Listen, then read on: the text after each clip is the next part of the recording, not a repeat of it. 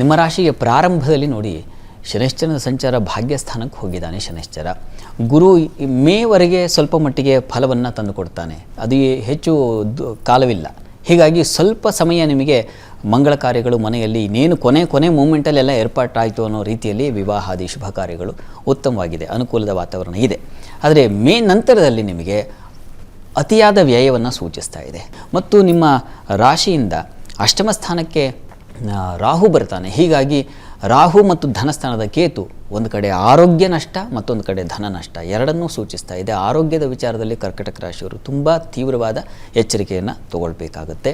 ಗುಹ್ಯ ಸ್ಥಾನಗಳಲ್ಲಿ ತೊಂದರೆಗಳಾಗಬಹುದು, ಅನಗತ್ಯ ನಷ್ಟಗಳನ್ನು ಅನುಭವಿಸಬೇಕಾದ ಪರಿಸ್ಥಿತಿ ಬರುತ್ತೆ. ದುಃಖ, ಕಷ್ಟ, ನೋವು, ಅಳು ಇವುಗಳು ರಾಹು ತಂದುಕೊಡ್ತಕ್ಕಂಥದ್ದು ಏನಪ್ಪ ಅಷ್ಟಮ ಸ್ಥಾನದಲ್ಲಿ ಅಂದರೆ ಈ ಕಷ್ಟವನ್ನು, ಈ ನೋವನ್ನು. ಹೀಗಾಗಿ ವಿಶ್ವಾಸ ಸಂವತ್ಸರ ನಿಮ್ಮ ಪಾಲಿಗೆ ಸ್ವಲ್ಪ ಒತ್ತಡ ಮತ್ತು ಸ್ವಲ್ಪ ನೋವಿನಿಂದ ಕೂಡಿರುತ್ತೆ ಅಂತ ಹೇಳಬಹುದು. ಮತ್ತು ವೈರಾಗ್ಯವನ್ನು ತಂದು ಕೊಟ್ಬಿಡ್ತಾನೆ.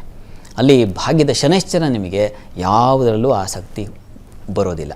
ಏಕಾಂಗಿತನ ಅಂತೀವಲ್ಲ, ಆ ರೀತಿಯಲ್ಲಿ ಒಬ್ಬರೇ ಒಂಟಿಯಾಗಿರ್ತಕ್ಕಂಥದ್ದು, ಖಿನ್ನತೆ ಇಂಥವುಗಳನ್ನು ಏರ್ಪಾಡು ಮಾಡೋ ಸಾಧ್ಯತೆ ಜಾಸ್ತಿ ಇರ್ತದೆ.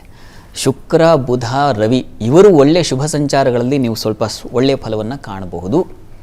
ಮತ್ತು ಅಕ್ಟೋಬರ್ ಹಾಗೂ ನವೆಂಬರ್, ಡಿಸೆಂಬರ್ ಈ 3 ತಿಂಗಳಲ್ಲಿ ಗುರು ನಿಮ್ಮ ರಾಶಿಗೆ ಬರ್ತಾನೆ. ಅದು ಉಚ್ಚ ಸ್ಥಾನ. ಆಗ ನೀವು ಅತ್ಯಂತ ಶುಭ ಫಲವನ್ನು ಕಾಣಲಿಕ್ಕೆ ಅವಕಾಶ ಇದೆ. ಈ ವರ್ಷದಲ್ಲಿ ಆ ಕಡೆ ಈ ಕಡೆ ಎರಡೂ ಕಡೆ ನಿಮಗೆ ಇಬ್ಬಂದಿ ಆದರೆ ಮಧ್ಯಭಾಗ ಆ ಸಂದರ್ಭದಲ್ಲಿ ಮಾತ್ರ ನೀವು ಅಕ್ಟೋಬರ್ನಿಂದ ನವೆಂಬರ್ವರೆಗೆ ತುಂಬ ಉತ್ಕೃಷ್ಟವಾದ ಫಲಗಳನ್ನು ಕಾಣ್ತೀರಾ. ಆ ಉಚ್ಚಸ್ಥಾನದ ಗುರುವಿನಿಂದಾಗಿ ನಿಮಗೆ ದೈವಾನುಕೂಲ ಉಂಟಾಗುತ್ತೆ. ಹಿರಿಯರ, ಗುರು ಪೂಜನೀಯ ಸ್ಥಾನದಲ್ಲಿರ್ತಕ್ಕಂಥವರ ಒಂದು ಮಾರ್ಗದರ್ಶನ ಸಿಗುತ್ತೆ. ಉತ್ತಮೋತ್ತಮ ಕಾರ್ಯಗಳನ್ನು ಮಾಡಲಿಕ್ಕೆ ಅವಕಾಶಗಳು ಉಂಟಾಗುತ್ತೆ. ಈ ರೀತಿಯ ಒಂದು ಶುಭ ಘಳಿಗೆ ಬಂದು ಹೋಗುತ್ತೆ. ಆತಂಕ ಬೇಡ. ಇವುಗಳಿಗೆ ಪರಿಹಾರವೂ ಇದೆ. ಮುಖ್ಯವಾಗಿ ನೀವು ಗಮನಿಸ್ಕೊಳ್ಬೇಕಾಗಿರ್ತಕ್ಕಂಥದ್ದು ರಾಹು ಮತ್ತು ಕೇತುಗಳಿಗೆ ಧನ ನಷ್ಟ.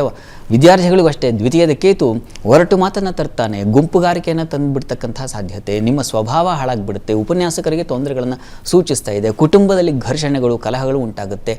ಹೀಗೆ ಕೇತು ಎಲ್ಲ ವಿಘ್ನಗಳನ್ನು ಮಾಡ್ತಕ್ಕಂಥವನು. ಹೀಗಾಗಿ ಎಲ್ಲ ಕಾರ್ಯಗಳಲ್ಲೂ ವಿಘ್ನ ಅನುಭವಿಸಬೇಕಾದ ಪರಿಸ್ಥಿತಿ ಬಂದುಬಿಡುತ್ತೆ. ಹುಷಾರು, ಎಚ್ಚರಿಕೆಯಿಂದ ಕೆಲಸಗಳನ್ನು ಮಾಡಿಕೊಳ್ಳಿ. ಪರಿಹಾರ ಏನಪ್ಪ ಅಂತಂದರೆ ಸುಬ್ರಹ್ಮಣ್ಯ ಹಾಗೂ ಗಣಪತಿ ಪ್ರಾರ್ಥನೆಯೇ ನಿಮಗೂ ಕೂಡ ಅದು ತುಂಬ ಶ್ರೇಷ್ಠಕರವಾದದ್ದು. ಮತ್ತು ಚಂದ್ರ ಅಲ್ಲಿ ದುರ್ಗಾಸ್ಥಾನದಲ್ಲಿ ಗೌರಿ ಪೂಜೆಯನ್ನು ಮಾಡಬೇಕು ಅಂತ ಹೇಳುತ್ತೆ. ಹೀಗಾಗಿ ನೀವು ದುರ್ಗಾರಾಧನೆ ಇವುಗಳಿಂದ ಹೊರಗೆ ಬರಲಿಕ್ಕೆ ಗಣಪತಿ, ಸುಬ್ರಹ್ಮಣ್ಯ ಇಬ್ಬರಿಗೂ ತಾಯಿಯಾಗಿರ್ತಕ್ಕಂಥ ಜಗದೀಶ್ವರಿ, ಲಲಿತಾ ಪರಮೇಶ್ವರಿ ಪ್ರಾರ್ಥನೆ, ಲಲಿತಾ ಸಹಸ್ರನಾಮ ಇವುಗಳನ್ನು ನಿತ್ಯ ಪಾರಾಯಣ ಮಾಡುವುದರಿಂದ ನೀವು ನೋಡಿ ಸಂಕಷ್ಟದಿಂದ, ಅಳುವಿನಿಂದ, ದುಃಖದಿಂದ ಖಂಡಿತ ಹೊರಗೆ ಬರ್ತೀರಾ. ಪ್ರತಿ ದಿವಸ ಲಲಿತಾ ಸಹಸ್ರನಾಮ ಹೇಳ್ಕೊಳ್ಳಿ.